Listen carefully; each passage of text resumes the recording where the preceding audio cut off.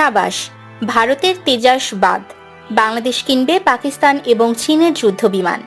500 million সামরিক সহায়তার আওতায় ভারতের 8+8 ইউনিট তেজাসের প্রস্তাব ফিরিয়ে দিয়েছে বাংলাদেশ। বাংলাদেশের স্ট্র্যাটেজিক ভ্যালু এবং আর্মড ফোর্সের প্রকিউরমেন্ট ক্যাটাগরিতে ইন্ডিয়ান সরঞ্জামাদি যাতে প্রবেশ করতে না পারে তার পূর্ব শর্ত হিসেবে $500 মিলিয়ন চুক্তিটি সম্পন্ন হয়। Make in India, made in India কর্মসূচির আওতায় বাংলাদেশের বাজারে তেজাসের বড় বাজার ছিল বলে বিবেচনা করেছিল ভারত। তবে বাংলাদেশের তরফ হতে তেজাস বাংলাদেশের জন্য কম্প্যাটেবল নয় বলে বলা হয়। যারা এতদিন তেজাস তেজাস বলে তিরস্কার করেছেন তাদের মুখে কুলুপ এঁটে নিন। প্রতিবেশী দেশের স্বপ্ন আপাতত পূরণ হবার চান্স নেই। যতই উচ্চ পর্যায়ে সফর করুক অথবা এলওসি অনুমোদন করুক, বাংলাদেশের MRCA ক্রয়ে দীর্ঘ সময় লাগাতে অনেকেই ভেবেছিল বাংলাদেশ হয়তো ভারতের তেজাস কেনার পরিকল্পনা করছে, কিন্তু সেটা আসলে ভুল ধারণা।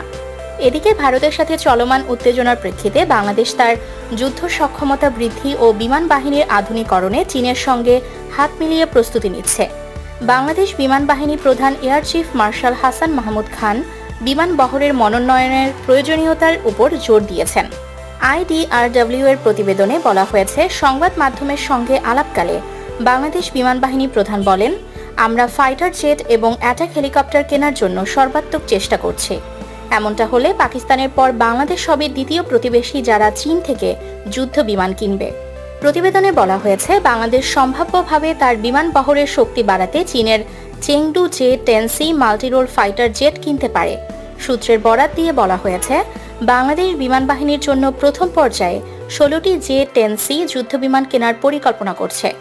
J-10C অধিগ্রহণ বাংলাদেশ বিমান বাহিনীর সক্ষমতাকে উল্লেখযোগ্যভাবে বৃদ্ধি করবে এবং এর যুদ্ধ প্রস্তুতিও বৃদ্ধি পাবে।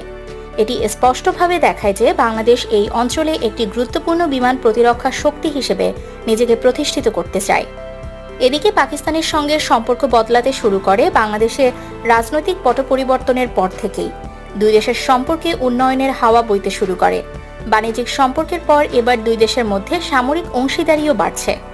সম্প্রতি পাকিস্তানের সামরিক নেতৃত্বের সঙ্গে বৈঠক করতে রাওয়ালপিন্ডির পাকিস্তান সেনাবাহিনীর জেনারেল সদর দপ্তর GHQ পরিদর্শন করে বাংলাদেশ সেনাবাহিনীর একটি প্রতিনিধি দল।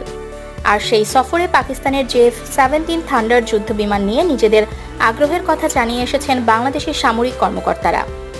পাকিস্তান ভিত্তিক দ্য এক্সপ্রেস ট্রিবিউনের খবর অনুযায়ী বাংলাদেশ থেকে একটি উচ্চ পর্যায়ের সামরিক প্রতিনিধি দল গত বুধবার পাকিস্তান সফর করেন এবং দেশটির এয়ারফোর্স PAF প্রধান air chief marshal Zaheer Ahmed Babar সিধুর সঙ্গে দেখা করেন।